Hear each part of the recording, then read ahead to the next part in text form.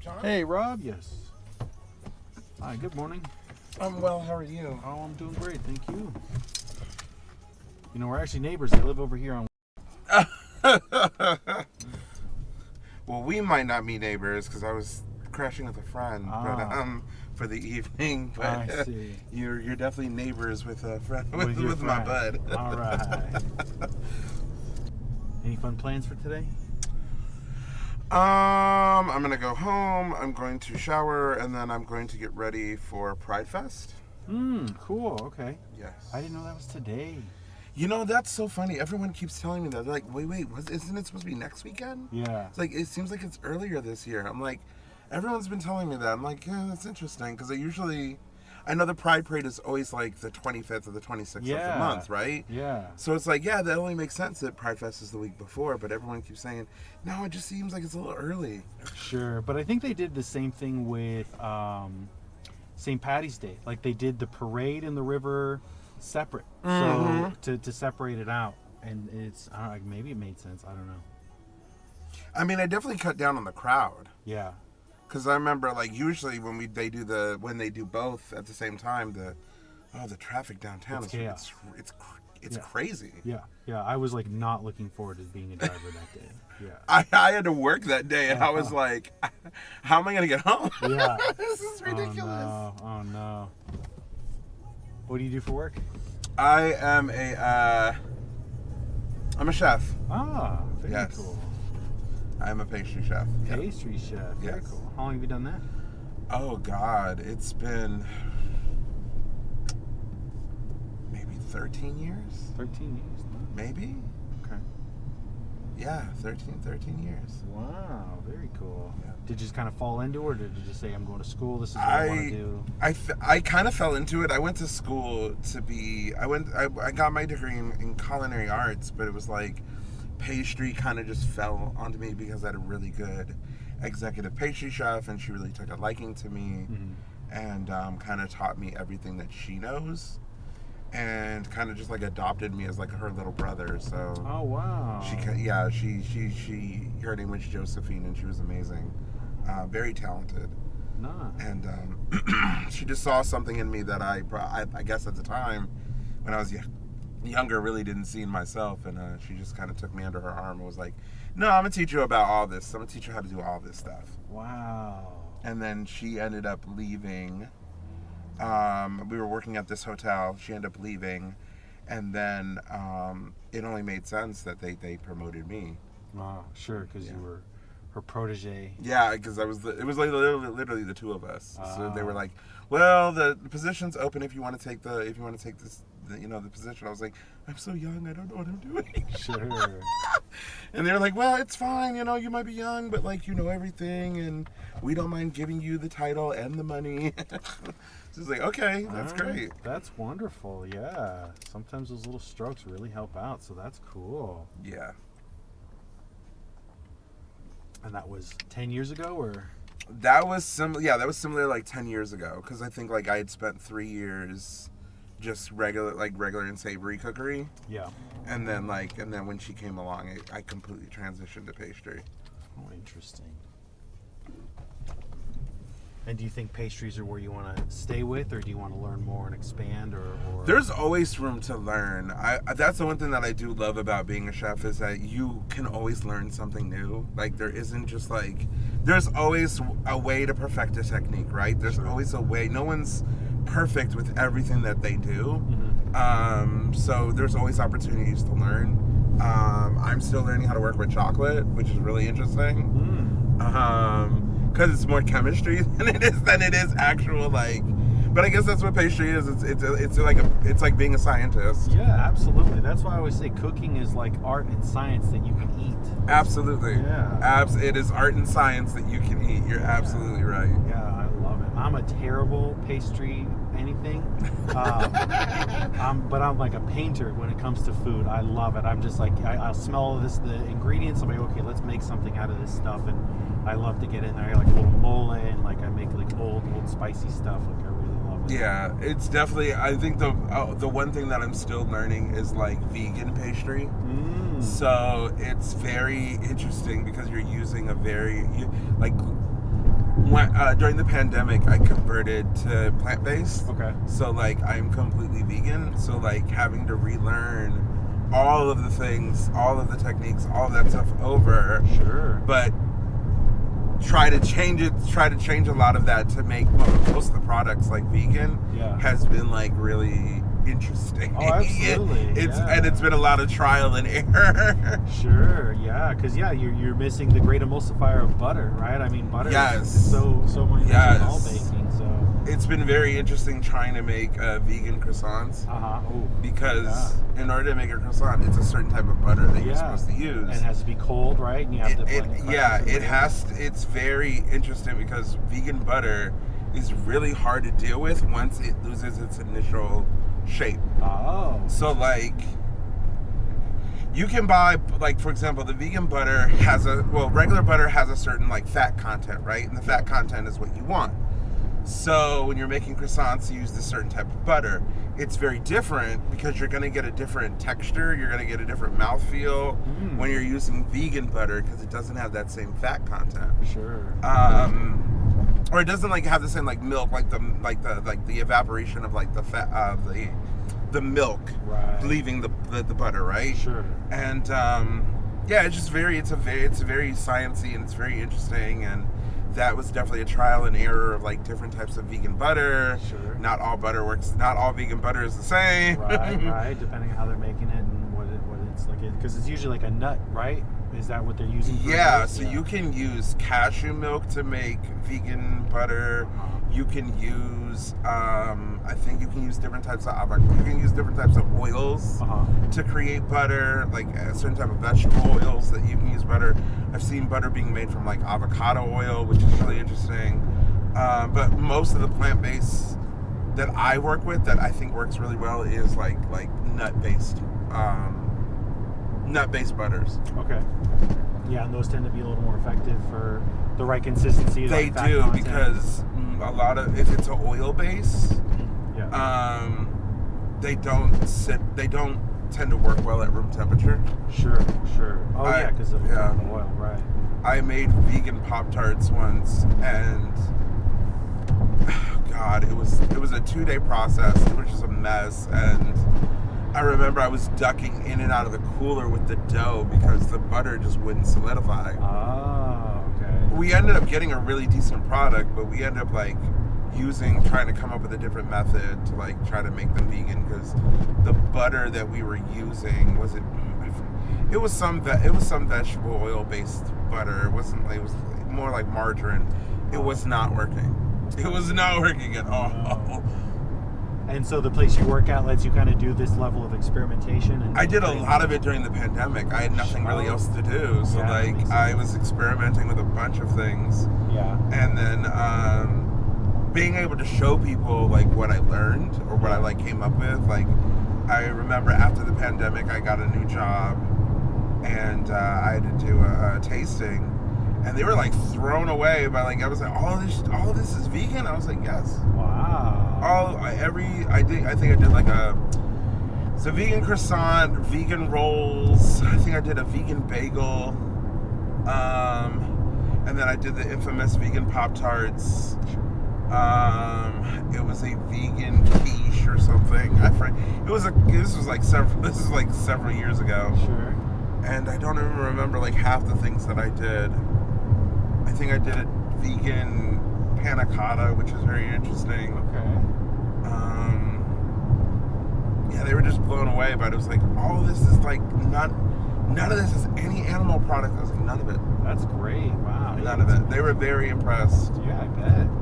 Yeah, because usually when you go, plant-based, and you're comparing between the two, there's a stark difference, and it's very noticeable. But if you can get the flavor right, if you can make it something, and I always try to say, if it's plant-based, I'm going to judge it differently. I'm not going to compare it to that other. Yeah, absolutely. And I think that's the other thing that people really, I think, they get it wrong, right? They expect these vegan options or these plant-based options to taste exactly like. It's not. You have to treat it for what it is. Yeah, exactly. And then just let it be its own thing. Let it be its own thing and be satisfied with what it is. Yeah, absolutely. Because you're not gonna get. a burger is a burger, right? Like Right. a meat patty is a meat patty. It's Absolutely. just trying to make it taste more like an animal product. It's just like, to me, you're just adding more stuff that you don't need in your body. Absolutely. You know. Absolutely. What prompted you to go plant-based? It was anxiety. Okay. It was like I just had really crippling anxiety during the start of the pandemic. Sure. And me and my therapist were working through like trying to figure out how to deal with it, and me feeling overwhelmed. So I was like, what is one thing that I can control? I can control what I eat. Sure. And I was like, well then, let's try this. Let's completely go plant-based. Sure. And I haven't looked back. It's been a pretty amazing ride. Oh, that's great. That's great. It's been since the pandemic started, 2020, so a couple of years of that already. Yes. That's great. Yeah, I'm reading and watching this doctor's Joel Furman, Eat to Live, and he's very much a plant-based proponent. That's all of his stuff, and he's talking about nutritarianism, where he's saying don't count the calories, don't count every calorie, make every calorie count. Yes. Make the food as nutrient dense as possible, and you're not going to crave other stuff. Your body's not even going to want other stuff. Plus, it's like anti-inflammatory, anti-cancer, antibiotic.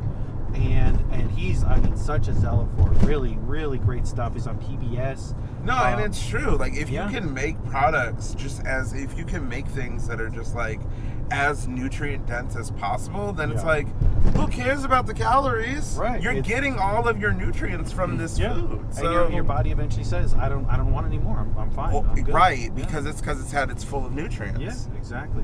And one of the things that I was just listening to a podcast he was on where he was talking about how this food is anti-anxiety and antidepressant as well, because they show studies where people that are eating like high amounts of bread, high amounts of meat regularly correlate with depression and anxiety. And it's like, this is what's happening with children and stuff. And it's the food, because the corporations that are making our food and selling our food, they don't care. They just want the cheapest product. Absolutely. For the most profit. That's it. Absolutely. Yeah. Absolutely. And I couldn't agree with you more. Like, I am very much and I think that was the other plus side of like going vegan is like just personally, I feel like I'm a lot more energized. Yeah. I don't wake up groggy in the morning anymore. I could actually make my day the most productive day. Wow. I don't feel dragged down. Yeah. I sometimes feel like I have more energy than anybody in the room. Oh, that's amazing. Yeah, I'm on my way. I'm still a meat eater, but I'm incorporating more veggies and making that more of like a daily thing. And he has this acronym. It's called G-BOMBS, and this is a salad. It's a G-BOMB salad. So it's greens, beans, onions, mushrooms, berries, and seeds. Because check it out. Yes. So a seed, every plant seed has all the nutrients it needs to make another plant in the seed. Berries carry the seeds, mushrooms carry the spores. Yep. And then greens have all these phytonutrients and all these absolutely. micronutrients. You were speaking my language. Right. And then some, there's another one in onions. I'm forgetting that one. And then beans, of course, great for the heart. They take the cholesterol out. They're like really good for you. Same thing. And a bean creates a plant. It's a type of seed. And so all of that hypernutrition, I just have a giant salad. And then if I want a hamburger, if I want a steak, if I want chicken, if I want something like that, okay, fine, I'll do it. But oftentimes I find with just a giant salad, I feel great. I feel energized. Listen, that's usually my routine during the day is literally I'll have a smoothie in the morning. Like I'm very much like a meal prepper, so like just with the cost of groceries and everything, Sure, meal prep is so much more cost effective, right? Yeah, absolutely. So so I'll usually start my day off with like a very nutrient dense smoothie with like greens, berries. I'll throw like some almond butter in there. Excuse me, chia seeds or like flax seeds or something like that, just for the digestion and stuff. Sure. And then for lunch, I'll usually have exactly what you said, like a very nutrient dense plant-based like salad. I might have to start adding like a green smoothie to my morning routine. Usually I fast. I don't eat anything until lunch, so the salad is the first thing I eat. But I might start eating a little more earlier and start adding something like that. The other thing that I started doing is I just drink more water too. Oh yeah. Like first thing I do in the morning is literally I have a bottle of water. Like I set myself up to where I have a bottle of water sitting next to me every morning, and I usually drink the entire bottle. Oh wow. I force myself to drink the entire bottle. Sure, and that's great. It does. It wakes up the metabolism, wakes up the body. And I was going to say that. Yeah, you're absolutely right. It wakes everything up. Yeah. And something that I've also been told is that drinking cold water is horrible for you. Oh, really? Because it actually shocks your system. Uh-huh. Like, it's the same way, like, if you were to dunk yourself into cold water, it shocks you. Sure. So drinking cold water first thing in the morning, you're literally shocking you. You're not waking your system up. You're kind of freezing it. Interesting. So the best thing to do first thing in the morning is to drink room temperature water. Room temperature water. That's interesting. I'll have to look that up. I'm very much a, like, cold shower guy, ice cold water, all that stuff. I love it. So obviously I'm like, oh, cold water is no big deal. And because it's easier for me to just have like an empty jug and then to order those like gallon waters. Like I work from home and I'm not doing this. So it's like I'm home, I'll just fill that up, drink a gallon a day out of that thing, and it's a 1 gallon jug, so I know I'm hitting it. But it's always cold because that thing is like freezing cold. If like what I'll do is I'll like take it out of the fridge. Like that's the same thing. Like my dad likes it cold too, so it's like that's also part of like the prep. Is like for my mornings, like I make sure I take it out of the fridge and put it on my nightstand, so that literally by the time I wake up in the morning, the water's like at least it's cool, but it's not ice cold. Sure, yeah, it's not frigid freezing and not shocking the system in that way. That makes sense. I see how that means. And it's funny that I've heard other people say drink things cold because your body has to warm it up, which means you have to burn more calories. But like you said, it could be a shock to the system to then say it doesn't know. Because it has to process it a certain way, and it actually like freezes the system so that it has to deal with what you're putting in. Sure. And so that I guess because in the morning you have a certain routine that your body goes through to wake itself up, and the waking up, getting the brain going, getting the metabolism, organ systems, all that firing up out of sleep. So I guess water would shock that in a negative way. That makes perfect sense. It totally does. But no, it's definitely something that like, and then I think, what was it? Then during the pandemic, I went down to it. I spent some time in Atlanta, which is really crazy because I learned that the biggest or the largest group of vegans in the country are people of color. Really? Yep. Wow. Like there is a thriving black vegan food scene in Atlanta. It's crazy. Really? It's so crazy. It's literally like I remember opening up my DoorDash and literally, or like Uber Eats or something, and like I could find multiple restaurants that were just like either plant-based or had a designated menu that was plant-based, right? Or they could make something plant-based. Sure. Here it's very much like not so much. And you would think that Chicago being such a worldly city that like there are a few like people would have like vegan options, and it's like they really don't. Wow. That's surprising. I went last night for dinner. I took my dad to Portillo's, and I was like, well, I'll just get some fries or whatever because I just need to put something on my stomach. Sure. I look at the menu. They got a vegan hot dog. Yeah, the plant-based hot dog. They have a plant, and it tasted great. Yeah. It was great. I was like, oh, this is who knew? Yeah.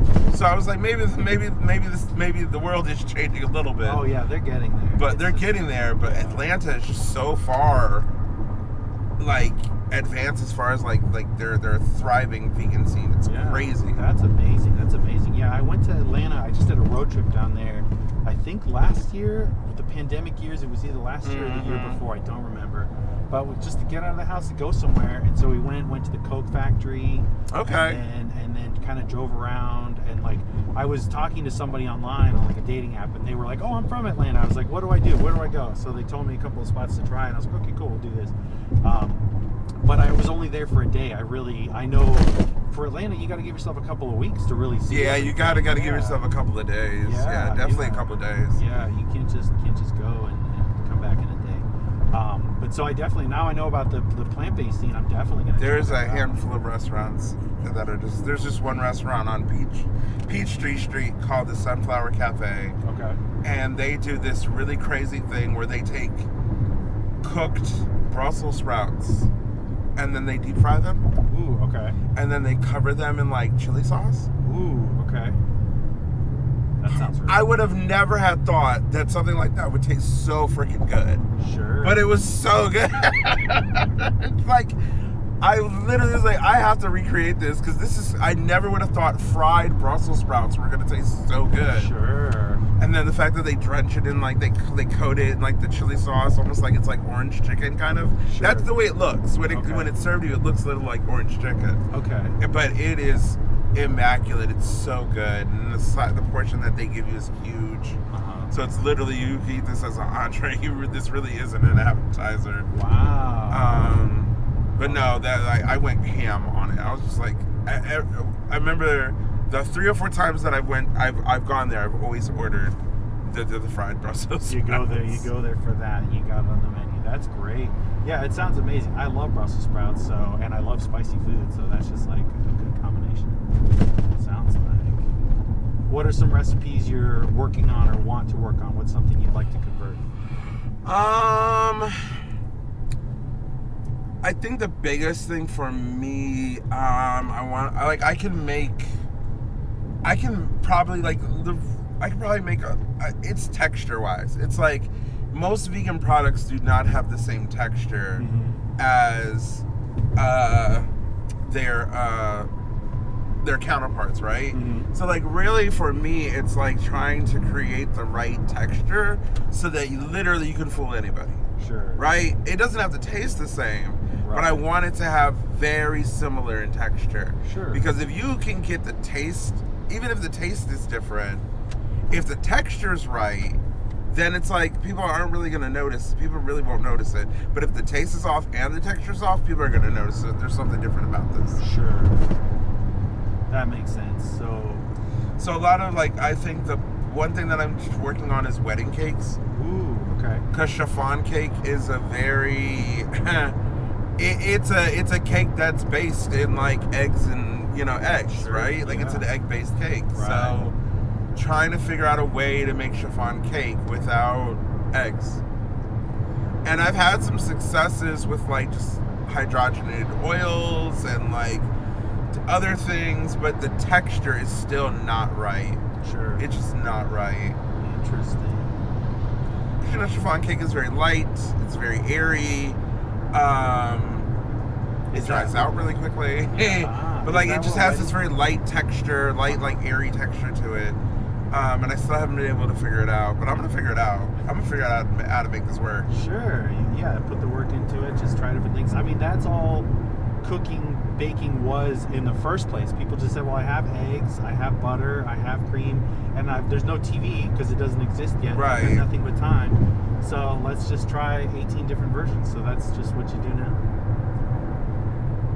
So a chiffon cake, is that what a wedding cake is made out of? Yeah, a lot of people choose chiffon cake because of its texture, because it's so light and airy. Uh-huh. And that it's one of those cakes that doesn't really conflict with any type of like flavoring or anything that you add to it. It's very generic.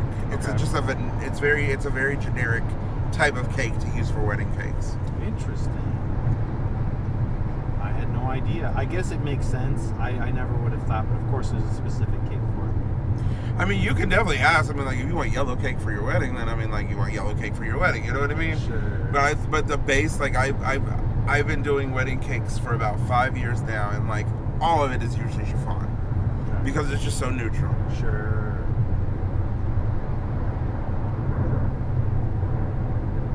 The cake is usually for the texture, and the flavorings are usually for the flavor. Right. And yeah, I guess because it's a base in that way, you can add whatever flavor, so it's amiable. You can make it be anything, which is pretty cool. Yeah, I think the world of pastry chef is very fascinating. I certainly like it because I like to eat stuff. So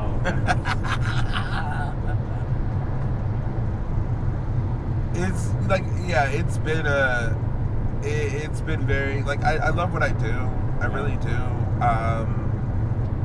It's almost at the point where it's like a lot of it's just like self-inspiring. Just like I look at things and I just want to, like, I keep myself motivated on like different projects and different things that I work on, at least at home. Like, work is work, but like you could always have a side project going on at home. Like, I'm a very avid baker, so like I love baking bread. Bread is a thing for me. It's a very lethargic, very labor intensive, just like if you've got like 5 hours to like just like not do anything, you should make some bread. Really? Okay. You should really make it's so therapeutic. So I have like starter in the fridge. And that's another thing that I started in the pandemic that I've been able to keep up with is like a sourdough starter. Oh, that's great. And like actually being able to like make bread from like from a starter. Nice. Yeah, because I remember that was a big popular kick right at the beginning. People like on Facebook, everybody was like, does anybody have a starter I could use, or anybody have and like everything. Yes. They give it ironic part of names. these Facebook groups, like, hey, can we mix our starters together and get a different flavor? I'm like, sure. The world is, and it's so easy to make starter. But it's definitely hard to keep because they will die on you if you're not careful. Yeah, it's a living organisms in there, so you've got to feed them and keep them going. I see some people making kombucha from scratch. They have their scobies, and I'm just like, what are we doing with our lives? That we're invested in bacteria now. Yeah, well, it's good for you. I think it is good for you. Yeah, it's antidepressant too. So when people were stuck in their house being depressed, so they're just like, give me whatever I can for my gut health, I think. So it worked great. So does your starter have a name? No, it does not have a name. I heard people giving their starters names. I was like, I'm not giving this thing a name. You're not doing it. It is just a starter. It's just a starter. Now my utensils all have names, and I've gotten so much flack from my coworkers or like the people that work under me. They're very much like, Chef, why do you have names for all of your knives? I'm like, because they have stories. Like each one has its own story. Like it's like a person. Sure. Oh, that's and so they all have names. Yeah. And they're like, no. That's funny. So how does it like? What's the process? The thought process? Do you have a theme for the names, or is it just you? Just it just comes. It just comes. Like my my main chef knife is how do you pronounce it as? I forget what it is. It's I always forget the name of this because it's so crazy to pronounce. It's a Japanese knife, but it has sort of like the curve to it, and but it has a flat blade. Sudoku's. I don't remember the name of it, but yeah, that's Betty. Betty. Okay. That's Betty. And that's only because I've had Betty for the longest. Oh, okay. I've had Betty ever since I started my career. Oh, that's amazing. And I've been able to keep up with her. She's my old gal. Wow. And is that off Betty White then, or? No, I just figured she's old, so her name will be Betty. Old Betty. I get it. Okay. That makes sense. Do you ever name a knife after somebody you know, and they're just like, really? Like, why would you? No. I usually just the names usually just come to me. It's like I hold the knife and I'm like, what is her name? Okay. Her name is Jan. Her name is Ashley. Like, just random. And it's so funny because one of the people that I work with, she's very much the same way with her wigs. She names her wigs. Wow. It's like, this is Susie, this is Ashley, this is Veronica. Sure. So it's like, so you get it. Each one has a story. Yeah. Each thing has a person. Like it comes with a story. It comes with a personality. So it's like a person. That makes sense. Yeah, with wigs, you're like, what vibe do I want to have today? What do I want to be today? Yeah. Sure. Absolutely. Oh, that's fun. Do you name the other utensils like spatulas and stuff too, or just the knives? No, just my knives. Just my core, like 5 knives, all have names. Okay. The gals, that makes sense. All right. And I get made fun of all the time. I guess. Yeah. Because I literally have their names written onto like the on the handle. So not on the handle. Oh, okay. Like I have tape on my handles so that we can distinguish knives or whatever. But like I have the names written on the holders. The knife holders that like keep you from cutting yourself. Sure. Or so those on it I have the names of like all the knives. That's hilarious. That makes sense. And I guess that keeps you also, are the holders like, it's probably not like a block where you know where to put everything, right? No, it's just like a plastic little like thing. A sheath. Yeah, sheath. Yeah. There you go. Yeah. It's just a sheath. Yeah. And on the sheath, literally, it's written. Each knife has their name. Oh, that's funny. so that if somebody needs one of my knives, I'm like, go grab Betty. Yeah. And there's like, which one's Betty? Oh, this one's Betty because the name is right. Yeah, it's right there. It says Betty. Can you go get Betty for me? It's Yeah. like, I'm not talking about the person. I'm literally talking about my knife. All right. They're like, no, she's not on shift today. It's like, no, the knife. Betty. She's not on shift today. Yeah. Oh, that's fine.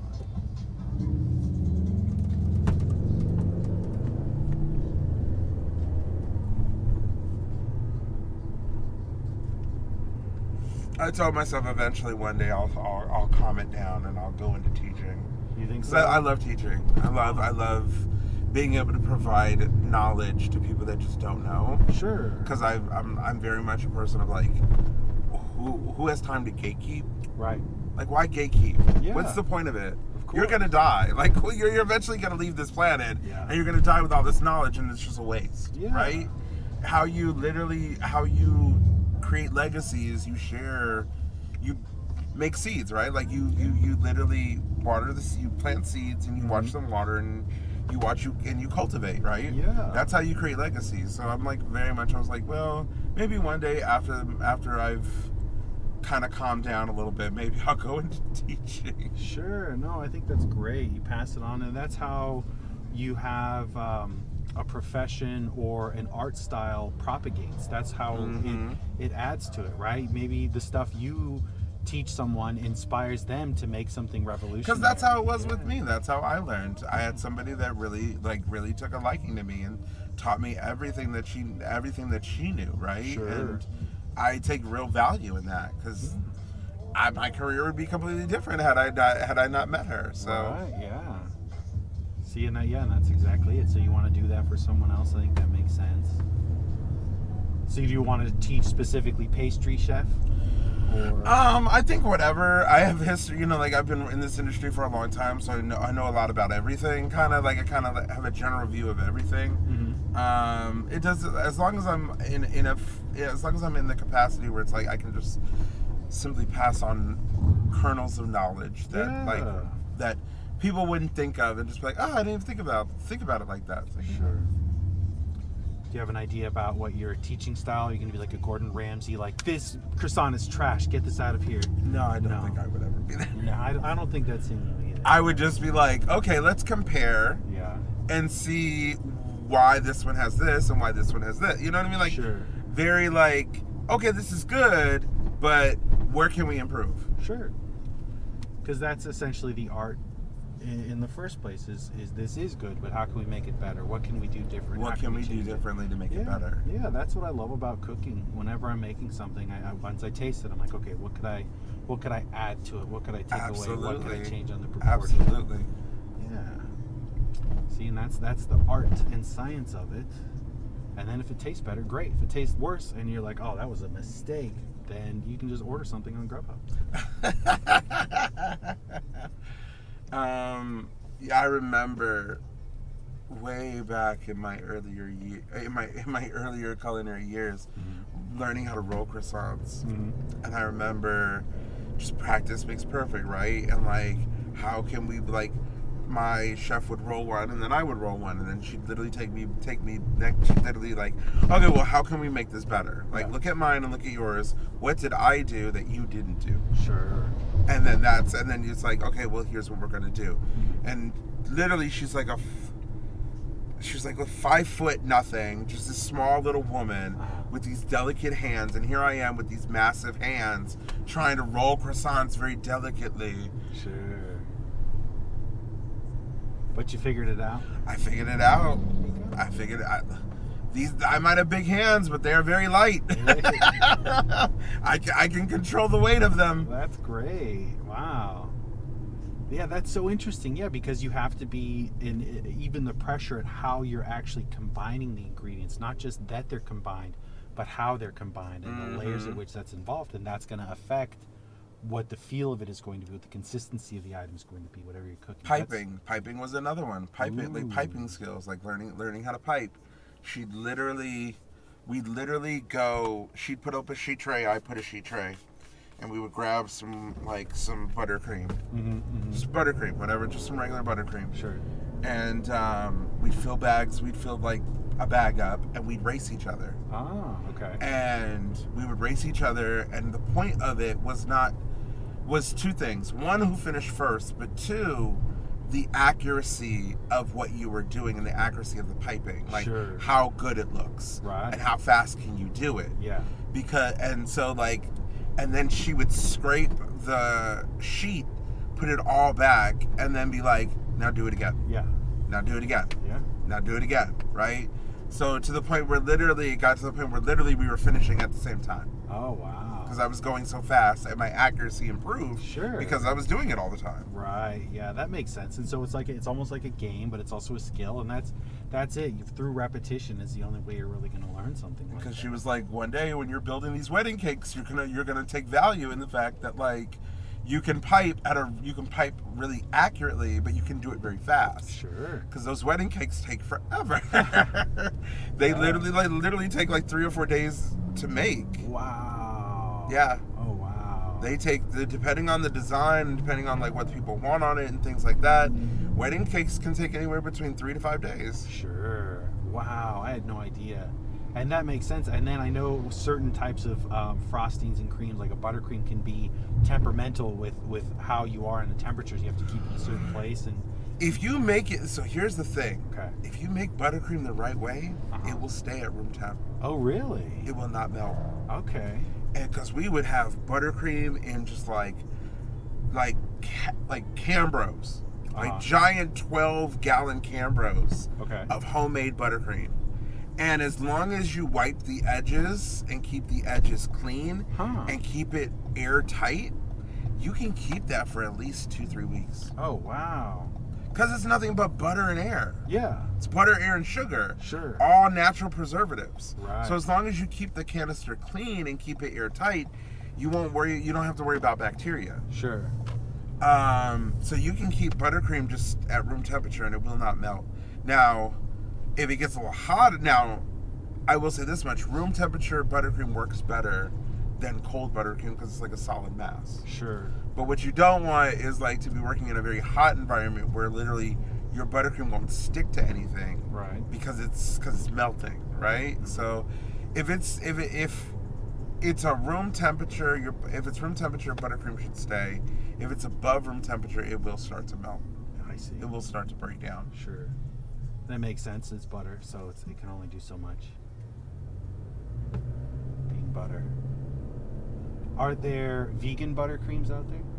You can make vegan buttercream. Really? It's the same essential process. Huh. It is the same process. The only difference is that you're using vegan butter instead of regular butter, and you get really the same effect. You will get the same effect. Interesting. Okay. I've played around with various butters. They all work the same. Huh. Especially if they are room temperature. They will all whip. They will all like set. They will do exactly what you need them to do. Huh. I've yet to run into a problem with vegan buttercream. That's good to know. I think I'm definitely going to start. And it's a trying lot those. cheaper than buying it. Sure. Because vegan buttercreams can cost a lot of money for some weird reason. It's crazy. Huh. I don't understand why. It's like, I don't understand why this tub of vegan buttercream costs like 50 like, what is it, 60, what is it, like, a gallon is like $50-something, and it's like, why would I buy a gallon of vegan buttercream when I could just make it myself for much cheaper? Sure. And because I don't work in a vegan environment, when would I need a gallon-sized tub of vegan buttercream? Sure. I can just hand make this and just use it as needed. As needed, yeah, from a much smaller bit. That makes perfect sense. But I guess if you were 100% vegan pastry, Then restaurant, then I can see why that would come in handy. But I still don't trust like store-made. Like I'd rather just put in the effort and just make it myself. There's nothing like homemade buttercream. Sure, that's just like whipped cream, also, right? It's like There's it's nothing like it. So you can definitely taste the difference. Yeah, absolutely. Oh, that makes perfect sense. Are there any vegan pastry places that you'd recommend in Chicago, or vegan restaurants you'd recommend? There is. So I will support black-owned businesses. So I can't believe it's not meat. Okay. They have one in Orland. They have one in Hyde Park. Okay. Another really cute little vegan place is called Kale Me Something or something Me Kale or yeah, it's like Kale Me Something. I forget the name of it, but it's another really good vegan place. They do a little bit of everything, and there's another one I can't remember, but it's on the north side. But I can't remember the name of it. I guess I'll have to Google it because I'm a North Sider. I was like, ooh, Orland, man. When's the last time I went to Orland? My kid's grandma lives in Oak Forest, so I've been there. It's not far from Orland, so I might swing by. But all right, I'll have to look then. Yeah, and then the best part about them is that they do all Chicago favorites, but it's vegan. So they do like this. They do an Italian beef, but the meat is like it's like a tempeh. Oh, interesting. It's like a tempeh product. Okay. But it tastes like an Italian beef. Oh, I love And then they use the same product to make like a vegan gyro. Okay. They do a vegan pizza puff. Sure. Wow. Which is, first off, let me just say that pizza puff is like 3 times the size of a regular pizza puff.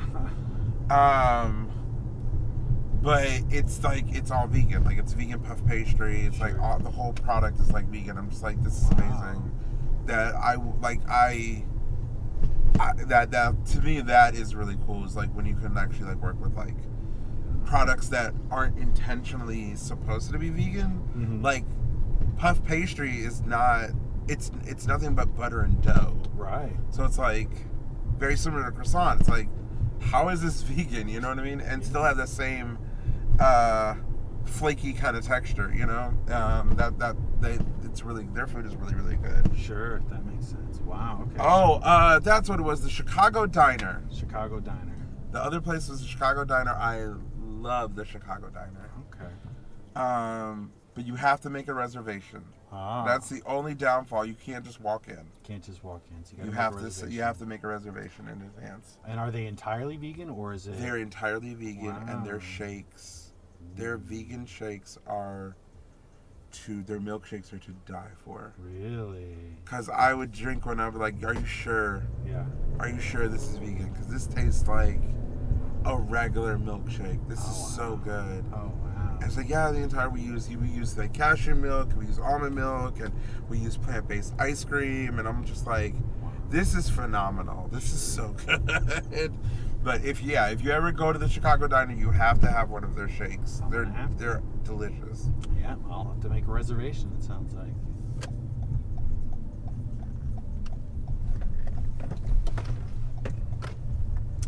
So I'm right here off of the alley. Alrighty.